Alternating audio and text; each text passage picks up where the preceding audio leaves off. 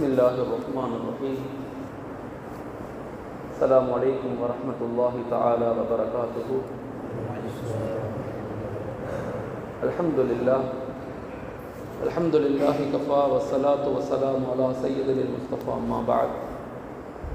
فقد قال الله تعالى في القرآن العظيم: أعوذ بالله من الشيطان الرجيم. بسم الله الرحمن الرحيم. إن الله لا يغير ما بقوم حتى يغيروا ما بأنفسهم. صدق الله العليم. وقال رسول الله صلى الله عليه وسلم: إنما الأعمال بالنيات وإنما لكل امرئ ما نوى. புகழ் அனைத்தும் ஏக இறைவன் அல்லாஹ் ஒருவனுக்கே உரித்தாகட்டும். அவனுடைய அன்பும் சாந்தியும் சமாதானமும் நமது ஹாத்தமுன் நபியின் ஹஸரத் ரசூலுல்லாஹி ஸல்லல்லாஹு அலைஹி வஸல்லம் அவர்களின் மீதும், அவர்களுடைய குடும்பத்தார்கள், சஹாபாக்கள், தாபீன்கள், தபா தாபீன்கள், சுஹதாக்கள், வலிமார்கள், இமாம்கள், உலமாக்கள், முன்னோர்கள், இங்கு அமர்ந்திருக்கின்ற நம் அனைவரின் மீதும் உண்டாகட்டுமாக. ஆமீன். மசாலா, ஒரு தனி மனிதனுடைய வளர்ச்சியாக இருக்கட்டும், இல்லை ஒரு சமுதாயத்தினுடைய வளர்ச்சியாக இருக்கட்டும், அதில் மிக முக்கியமான ஒரு பகுதி கவனப்படுத்துதல். நம்ம எப்போ வாழ்க்கையில் தோற்று போகிறோம்னு சொன்னால், எப்போ நம்ம கவனம் இல்லாமல் இருக்கிறோமோ அப்போ தான் தோற்று போகும். ஒரு மனிதனுடைய வாழ்க்கையில் மிக முக்கியமான ஒரு பகுதி கவனம்தான். கஃப்லத் இருக்குது அப்படின்னு சொன்னால் பொடுபோக்குத்தனம். இந்த பொடுபோக்குத்தனம் தான் சோம்பேறிகளை ஏற்படுத்தும், சோம்பேறித்தனத்தை. ஏன் கஃப்லத் வருது, ஏன் சோம்பேறித்தனம் வருதுன்னா, வாழ்க்கையில் ஒரு இலக்கு இல்லாமல் இருக்கும். எப்போ வாழ்க்கையில் ஒரு இலக்கு இல்லையோ, நம்ம லைஃப்பை ஒரு டிசிப்ளினாக, ஒரு பிளான்டாக, ஒரு விஷனாக கொண்டு போக தெரியாது. ஏதோ பிறந்தோம், வாழ்ந்தோம், படித்தோம், இருந்தோம் அப்படின்னு ஒரு மனநிலை நமக்கு இருக்கும். இது ஷைத்தானுடைய சூழ்ச்சி அதுதான். அதனால் எப்பயுமே வாழ்க்கையில் கவனமாக இருக்கணும். அறிஞர்களாக, வெற்றியாளர்களாக, வெற்றி பெறக்கூடியவர்களாக எல்லாரும் வாழ்க்கையில் விரும்புவாங்க. ஆனால் அதை எல்லாரும் அடைகிறதில்லை. எல்லாருக்கும் ஆசை இருக்கும். யாரும் வாழ்க்கையில் தோற்று போகணும்னு ஆசைப்பட மாட்டோம். இப்போ ஹிஃப்ஸோதுற மாணவர்கள் எல்லாத்துட்டையும் போய், நீ இந்த வருஷம் எத்தனை ஜூஸ் முடிப்பன்னு கேட்டால் எல்லாரும் 8 ஜூஸு 10 ஜூஸு அப்படின்னு சொல்லுவோம். ஆனால் அதற்கான முயற்சிகள் செய்வோமா? அதற்கான ஒரு பிளான் நமக்கு இருக்குதா? அதற்கான கவனமாக நம்ம பயணிக்கிறோமா அப்படின்னா கிடையாது. ஆசைகள் இருக்கும், ஆனால் நம்மள்கிட்ட செயல்பாடுகள் இருக்காது. ஆசைகளும் வேணும், திட்டம், அந்த இலக்குகளும் பிளானும் வேணும். அதற்காக பயணங்கள், முயற்சிகளும் செய்யணும், தியாகமும் செய்யணும். அப்போ தான் ஒன்று கிடைக்கும். அப்போ நாம் நம்மளை எப்படி ஆக்டிவேட் பண்ணணும்? ஒரு மனிதன் நம்மளை எப்படி ஆக்டிவேட் பண்ணணும்? ஏன்னா ஒரு சமுதாய வளர்ச்சிங்கிறது ஒரு தனி மனிதன்கிட்ட தான் வரும். இப்போ இங்கே ஓதுகின்ற நீங்கள் எல்லாருமே ஒவ்வொருத்தவங்களும் ஒரு சமுதாயம். நீங்கள் ஒவ்வொரு ஆளும் ஒரு சமூகத்தை கட்டமைக்க வேண்டிய பொறுப்பு உங்களுக்கு இருக்குது. அப்போ எப்படி நாம் நம்மளை ஆக்டிவேட் பண்ணுறது? இது ஒரு பெரிய ரகசியம். ஒரு மனிதன் தன்னைத்தானே ஆக்டிவேட் பண்ணணும். மனிதனுடைய சிந்தனை இருக்குதுல்ல, சிந்தனை, அறிவு, அது 3 வகையாக உளவியல் பிரிக்குது. ஒன்று சிம்பிள் கான்சியஸ் அப்படின்னு சொல்லுவாங்க. ஒன்று சிம்பிள் கான்சியஸ், ரெண்டாவது செல்ஃப் கான்சியஸ், மூணாவது சூப்பர் கான்சியஸ் அப்படின்னு ஒரு மனிதனை 3 வகையாக பிரிப்பாங்க. சிம்பிள் கான்சியஸ்னால் என்னென்னா, அவங்க எதுக்கு வாழ்கிறோம்னே தெரியாது. வாழ்க்கை எப்படி போகுதோ அப்படியே போவாங்க, மிருகங்களை போல. எதுக்கு எடுத்தாலும் கோவப்படுவாங்க, சண்டை போடுவாங்க, எரிச்சல் அடைவாங்க, நல்லா சாப்பிடுவாங்க, நல்லா தூங்குவாங்க. இவங்களுக்கு பேர் சிம்பிள் கான்சியஸ். மனிதனால் தான் வெளியே இருந்து பார்க்கும்போது தெரியும், ஆனால் அவங்களுக்குள்ள அந்த சுய உணர்வே இருக்காது. கான்சியஸ்னால் சுய உணர்வு இருக்காது. மிருகங்கள் போல இருப்பாங்க. மிருகங்கள் உலகத்தில் 2 தான் செய்யும். மிருகங்கள் எல்லாத்துக்குமே 2 வேலை தான் அதிகமாக செய்யும். ஒன்று என்ன செய்யும், நல்லா சாப்பிடும், நிறைய புல்ல வைக்கும். இது 2 தான் மிருகங்கள் செய்யும். எல்லா மிருகங்களுமே, ஆடு, மாடு, ஒட்டகம், உலகத்தில் மனிதன் இல்லாத படைக்கப்பட்ட எல்லாத்துக்குமே 2 தான் அது செய்யும். ஒன்று நல்லா சாப்பிடும், இன்னொன்று என்ன செய்யும், குழந்தை பெற்றுக்கும், புல்ல பெற்றுக்கும் நிறையா. இதுதான் அதனுடைய மிருகங்களுடைய தன்மை. அதுக்கு அறிவு இருக்கா? இருக்குது. எல்லாமே அதுக்கு இருக்கும். கூப்பிட்டா வரும், ஓடி போகும், எல்லாம் இருக்கும். ஆனால் அதனுடைய கான்சியஸ் இருக்குது, அதனுடைய சுய உணர்வு அது இருக்காது. அது சிம்பிளாக இருக்கும். சில மனிதர்கள் நாம் அப்படித்தான் இருக்கிறோம். இதை நீங்கள் யோசிக்கணும். நான் பேசுகிறத கொஞ்சம் ஆழமாக நீங்கள் யோசிக்கணும். சின்ன பிள்ளைங்க கிடையாது யாருமே. உங்களை நீங்கள் கான்சியஸுக்குள்ளே கொண்டு வராமல் நீங்கள் லைஃப்பில் போய்கிட்டே இருந்தீங்கன்னா தட் இஸ் சிம்பிள் கான்சியஸ். நீங்கள் வெறுமன மிருகங்களை போல் வாழ்ந்துட வேண்டியதான். கோவப்படுறதா என்ன லொல்லு குலைக்கும், நடந்து போட்டால் குலைக்கும், சில பேர்த்துக்கு வாழாட்டும், எல்லாமே மிருகங்கள் எப்படி இருக்குமோ அப்படி இருக்கக்கூடாது நம்ம. இது ஒரு கான்சியஸ். ரெண்டாவது கான்சியஸ் இருக்குது, அதுக்கு பேர் செல்ஃப் கான்சியஸ்னு பேர். மனிதர்களில் சில பேர் இருக்காங்க, யாருன்னா அவங்க தான் செல்ஃப் கான்சியஸ். அப்படின்னா என்ன? படிப்பாங்க, எழுதுவாங்க, பேசுவாங்க, ஃபேன் கண்டுபிடிப்பாங்க, லைட்டு கண்டுபிடிப்பாங்க. உலகத்தில் இருக்கக்கூடிய 98% மக்கள் வந்து செல்ஃப் கான்சியஸில் இருக்காங்க. அப்படின்னா என்ன? நான் நல்லா இருக்கணும், நான் ஜாலியாக இருக்கணும், லைஃப்பை நான் என்ஜாய் பண்ணணும், எனக்கு எல்லாமே கிடைக்கணும், இந்த உலகத்தில் நிறைய அனுபவிக்கணும் அப்படின்னு மட்டும்தான் இருப்பாங்க. இவங்க பேர் தான் செல்ஃப் கான்சியஸ். அப்படியும் நம்ம இருக்கக்கூடாது. செல்ஃப் கான்சியஸாக மட்டுமே இருந்துடக்கூடாது. மூணாவது ஒன்று இருக்குது, அதுக்கு பேர் தான் சூப்பர் கான்சியஸ். அவங்க தான் ஹலீஃபா. சூப்பர் கான்சியஸ் தான் ஹலீஃபா. இது கால ரப்புக்களின் மலாயிகத்தி இன்னி ஜாயிலுன் ஃபில் அர்லி ஹலீஃபா. அந்த ஹலீஃபாங்கிற வார்த்தை தான் சூப்பர் கான்சியஸ். அப்படின்னா இந்த உலகத்தில் தனக்காக மட்டும் இந்த உலகத்துக்கு நம்ம வரல, நாம் வருவதின் நோக்கம் எல்லாருக்கும் உதவி செய்யணும், எல்லாரையும் நம்ம சரி பண்ணணும், எல்லாரையும் பாதுகாக்கணும், எல்லாத்துக்கும் கொடுக்கணும், எல்லாத்துக்கும் உதவி செய்யணும் அப்படிங்கிற அந்த கான்சியஸை அடைகிறதுக்கு பேர் தான் ஹலீஃபான்னு பேர். அதுக்கு பேர் தான் ஈமான். அந்த ஈமானை அடைஞ்சாதான் அதை அடைய முடியும். அதனால தான் அல்லாஹ் சொல்கிறான், நீ என்னை நம்பு. நீங்கள் நம்புனா, நீ என் பக்கத்தில் நெருங்குனா அந்த சூப்பர் கான்சியஸ் உனக்கு வர ஆரம்பிக்கும். நாம் யாருமே அதை பற்றி பேசாதனால, யோசிக்காததுனால நமக்கு தெரியலை. சரி, எப்படி அந்த சூப்பர் கான்சியஸை ஆக்டிவேட் பண்ணுறது? இது ரெண்டாவது பகுதி. ஒவ்வொரு மனிதனுக்குள்ளும் அது இருக்குது, எல்லாத்துக்குமே இருக்குது. எனக்கு இருக்குது, உங்களுக்கு இருக்குது, எல்லாத்துக்குமே இருக்கும். 15 வயசுக்கு மேலே அது ஆக்டிவேட் ஆக ஆரம்பிக்கும்.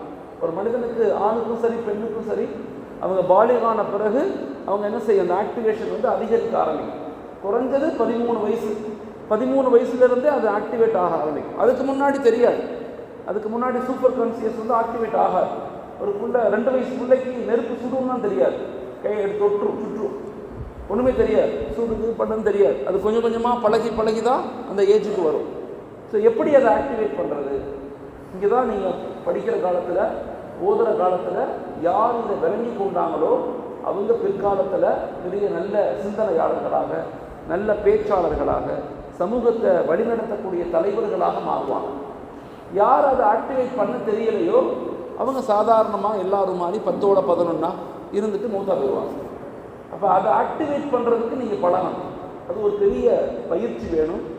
அதுதான் பெரிய ஷேக்மார்கள்ட்ட, பெரிய பெரிய முரீதீன்களில் போய் உட்கார்றதுனுடைய முறையே அதுதான். இந்த சூப்பர் கான்சியஸை வந்து ஆக்டிவேட் பண்ணுவாங்க. பெரிய பெரிய ஷேக்மார்கள் அதை செஞ்சு கொடுப்பாங்க. முன்னாறு காலத்தில் அப்படி இருந்துச்சு, இப்பையும் ஒரு சில இடங்களில் இருக்குது. இப்போ நம்முடைய ஹால்காவும் அந்த மாதிரி ஒரு நிலையில் கட்டமைக்கப்பட்டது தான் இதுவுமே. ஆனால் அதை நம்ம உணர்ந்து செய்கிறோமான்னா உணரலை. நம்ம அந்த கான்சியஸ் வந்து ஆக்டிவேட் பண்ணுறதுக்கு தான் அதில் இணைந்தவர்களோடு பக்கத்தில் உட்கார்றது. அவங்க எல்லா நிலையிலும் பொறுமையாக இருப்பாங்க, டென்ஷன் ஆக மாட்டாங்க, எதையுமே படைத்தவர்களோடு இணைத்து பார்ப்பாங்க, கோவப்பட மாட்டாங்க, பொறாமப்பட மாட்டாங்க, எல்லாத்துக்குமே எல்லாமே கிடைக்கணும்னு உணருவாங்க. அதெல்லாம் உச்சகட்டமான இந்த கான்சியஸ் நிலை. அதை எப்படி ஆக்டிவேட் பண்ணணும் அப்படின்னா, ஒவ்வொரு மனிதனுக்குள்ளேயும் 5 எலிமெண்ட்ஸ் இருக்குது, 5 விதமான ரகசியங்கள், எனர்ஜிஸ் இருக்குது, நமக்குள்ளே இருக்குது, எல்லாத்துக்குள்ளே இருக்குது. ஒன்று இருக்குது, அதுக்கு பேர் அறிவு, அக்கல். மனிதனுடைய மூளையிலிருந்து வர்றது தான் அக்கல், அறிவு. அறிவு என்பது ஒரு எலிமெண்ட்ஸ். ஓகே, வஅல்லம ஆதமல் அஸ்மாஅ குல்லஹா ثم عرضهم على الملائكة فقال أنبئوني بأسماء هؤلاء إن كنتم صادقين. ஹஜரத் அல்லாஹ் தஆலா ஹஜரத் ஆதம் அலைஹிஸ்ஸலாத்துக்கு அந்த அறிவை வந்து கொடுத்தான். அந்த அறிவு கிடைச்ச உடனே வஅல்லம ஆதமல் அஸ்மாஅ குல்லஹா, எல்லாத்த பற்றியினுடைய தன்மைகள் அவங்களுக்கு விளங்குச்சு. அப்போ உலகத்தில் உள்ள எல்லாத்த பற்றியும் ஹஜரத் ஆதம் அலைஹிஸ்ஸலாம் தெரிஞ்சுக்கிட்டாங்க. தெரிஞ்சுக்கிட்ட உடனே அதை பற்றி பேச ஆரம்பித்தாங்க. சும்மா அரபகம் அலல் மலாயிகா, மலக்குமார்களுக்கு முன்பதாக அதை பேசி காட்டினாங்க. மரம்னா என்ன, மரத்தினுடைய அடிப்படை என்ன, வானம்னா என்ன, பூமினா என்ன, கோள்கள்னா என்ன, எல்லாத்த பற்றியும் மலக்குமார்கள்ட்ட ஹஜரத் ஆதம் அலைஹிஸ்ஸலாத்தை பேசின உடனே மலக்குமார்கள்லாம் ஆச்சரியப்பட்டு போனாங்க. அல்லாவுக்கு மட்டுமே தெரிந்த ரகசியம் மனிதனுக்கு எப்படி தெரிஞ்சிச்சு அப்படின்னு பார்த்தாங்க. படைத்தவன் அல்லாஹ் தானே, அல்லாஹ்க்கு மட்டும்தான் தெரியும். ஒவ்வொரு படைப்பினுடைய ரகசியம் அல்லாஹ்வுக்கு தெரியும். அல்லாஹ்வுக்கு தெரிந்த ரகசியம் மனிதன் எப்படி பேசுகிறான் அப்படிங்கிறத மலக்குமார்கள் ஆச்சரியப்பட்டாங்க. அப்போ தான் அல்லாஹ் சொன்னால், இவர் பேசினாரே, இவர் மாதிரி உங்களால் பேச முடியுமான்னு கேட்குறாங்க. சுப்ஹானக லா இல்ம லனா இல்லா மா அல்லம்தனா இன்னக அன்தல் அலீமுல் ஹக்கீம். அல்லாஹ் மலக்குமார் என்ன சொல்லுவாங்க, எங்களுக்கு ஒன்றும் தெரியாது, நீ கற்றுக் கொடுத்ததை தவிர எங்களுக்கு ஒன்றுமே தெரியாது யா அல்லாஹ் அப்படின்னு அந்த இயலாமையை வெளிப்படுத்துவாங்க. அப்போ அல்லாஹ் என்ன சொல்லுவான், இவர் பேசுனதை கேட்டீங்கல்ல எல்லாரும், இவருக்கு எல்லாருக்கும் கண்ணியப்படுது, சஜிதா செய்யன்றுவான். மலக்குமார்கள் உடனே செய்வாங்க. ஏன் அப்படின்னா மலக்குமார்களுக்கு விளங்குனுச்சு அல்லாஹ்வுக்கு தெரிந்த ரகசியம் மனிதனும் பேசலாம், மனிதனும் வெளிப்படுத்துறாங்கன்னா அல்லாஹ் கற்றுக் கொடுத்துட்டான். யாருக்கும் கற்றுக் கொடுக்காததை மனிதனுக்கு அல்லாஹ் கற்றுக் கொடுத்துருக்கான். இப்போ அந்த அறிவை நாம் டெவலப் பண்ணணும், ஆக்டிவேட் பண்ணணும், முக்கியமான விஷயம். இப்போ அறிவை எப்படி ஆக்டிவேட் பண்ணணும் அப்படிங்கிறத நீங்கள் தெரிஞ்சுக்கணும். நிறைய படிங்க, புத்தகங்கள் படிங்க. ஒரு மாதத்துக்கு இத்தனை புத்தகம் படிப்பேன் அப்படிங்கிறத எழுதி வச்சுக்கோங்க. இந்த மாதம் நான் 2 புத்தகம் படிப்பேன், அவர் எழுதி கொடுங்க. இந்த மாதம் நான் 3 புத்தகம் படிப்பேன், நான் உருதுவில் படிப்பேன், ஆங்கிலத்தில் படிப்பேன், தமிழில் படிப்பேன், அரபியில் படிப்பேன். இப்படின்னு என்ன செய்யணும், படிப்பதை கொண்டு அறிவை பெருக்கணும். தேடினா தான் அறிவு கிடைக்கும், தேடாமல் கிடைக்காது, சும்மாலாம் கிடைக்காது. அறிவு தேடணும், போய் தேட அறிவு கிடைக்கும். படிக்க தான் அது டெவலப் ஆகும். எப்போ படிச்சுட்டு வாழ்க்கையில் அதை பின்பற்றீங்களோ அது ஞானமாக மாறும். அறிவு ஞானமாக எப்போ மாறும்னா படிக்கிறத வாழ்க்கையில் பின்பற்றிட்டீங்கன்னா அது ஞானமாக மாறும். அப்போ உங்களுடைய அந்த மூளை வந்து ஆக்டிவேட் ஆகிடும், ஸ்ட்ராங்காக ஆக்டிவேட் ஆகும். நீங்கள் 1000 பேர்த்த, 1,00,000 பேர்த்த, கோடி பேர்த்த உங்களால் உருவாக்க முடியும். ஆனால் இன்றைக்கி நிறைய பேர் வந்து அறிவை ஆக்டிவேட் பண்ண தெரியலை. ஒரு 50% கூட அறிவை ஆக்டிவேட் பண்ண தெரியலை. ஆக்டிவேட் பண்ணணும். நீங்கள் படிக்கிற காலத்திலே என்ன செய்யணும், நிறைய புத்தகங்கள், நிறைய கருத்துக்கள், நிறைய கட்டுரைகள், நிறைய ஆய்வுகள், இதெல்லாம் நீங்கள் தேட உங்களுடைய அறிவு ஒரு நாள் டக்குன்னு ஆக்டிவேட் ஆகிடும். 2வது அறிவை வந்து என்ன செய்யணும், வளர்க்கணும். 2வது நம்முடைய எலிமெண்ட்ஸ் என்ன, நம்முடைய எலிமெண்ட்ஸ் நமக்கு கொடுக்கப்பட்ட ஒரு பெரிய எனர்ஜி என்ன, நம்ம நஃப்ஸு. நம்முடைய நஃப்ஸு தான் 2வது எலிமெண்ட்ஸ். நம்ம நஃப்ஸு எங்கே இருக்குன்னா வயிற்றுக்கும் மர்மஸ்தானத்துக்கும் இடையில தான் இருக்குது. நம்முடைய நஃப்ஸு எங்கே இருக்குது, இங்கெல்லாம் நஃப்ஸு கிடையாது. நம்ம நஃப்ஸு வந்து தொப்புளுக்கும் மர்மஸ்தானத்துக்கும் இடைப்பட்டதான் நம்ம நஃப்ஸு இருக்குது. அதை என்ன செய்யணும், அதை வந்து கட்டுப்படுத்தணும். அதை என்ன செய்யணும், நீங்கள் நஃப்ஸை வந்து கட்டுப்படுத்தணும். அதனால தான் நோம்புகளுடைய அடிப்படை வயிற்ற காய போடுறதுனால தான் மனிதன் என்ன செய்வான், கட்டுப்படுத்துவான், நஃப்ஸை கட்டுப்படுத்த முடியும். நோம்புகள் அதிகமாக இருந்து நிறைய உணவுகள் சாப்பிடாம தனித்திருத்தல், விழித்திருத்தல், பசித்திருத்தல், இந்த 3ஐயும் கொண்டு தான் நஃப்ஸை நம்ம என்ன செய்ய முடியும், கட்டுப்படுத்த முடியும். அதை நீங்கள் படிக்கிற காலத்திலேயே பயிற்சி எடுக்கணும்.